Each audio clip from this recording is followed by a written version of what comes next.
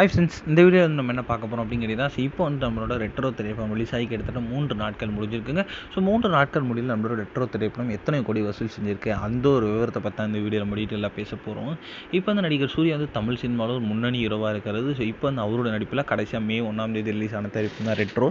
So இந்த திரைப்படத்துக்கு வந்து எக்ஸ்பெக்டேஷன்ஸ் ஏராளம் அப்படின்னு சொல்லலாம். ஸோ இதற்கான காரணம் வந்து இந்த திரைப்படத்தோட டேரக்டர் கார்த்திக் சுப்ராஜ் அப்படின்னு சொல்லலாம். ஸோ அவரோட முந்தைய திரைப்படம் செம்ம பெரிய ஒரு பிளாக் பஸ்டர் ஹிட் ஆச்சு. ஸோ அதனால் வந்து இந்த திரைப்படத்துக்கு வந்து எக்ஸ்பெக்டேஷன்ஸ் ரொம்ப அதிகம். மெயினாக வந்து சூர்யா ஃபேன்ஸ், ஏன்னா வந்து சூர்யாவோட முந்தைய திரைப்படம் சரியாக போகலை அப்படின்றதுனால கண்டிப்பாக இந்த திரைப்படத்தோட ஒரு செம்ம பெரிய ஒரு கம்பேக் இருக்குது அப்படின்ட்டு வந்து சொல்லிட்டு இருந்தாங்க.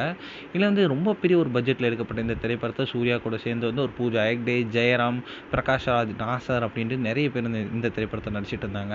ஸோ ரொம்ப பெரிய ஒரு எதிர்பார்ப்பு வெளியான இந்த திரைப்படம் வந்து விமர்சன ரீதியாக வந்து ஒரு கலவையான விமர்சனம் அப்படின்னு சொல்லலாம். ஸோ சில தரப்பு மக்கள் ரொம்ப சூப்பராக இருக்குன்னு சொன்னாலும் சில தரப்பு மக்கள் செகண்ட் ஹாஃப் இன்னும் பெட்டராக பண்ணியிருக்கலாம் அப்படின்றத வந்து இன்னுமே சொல்லிட்டு இருக்காங்க.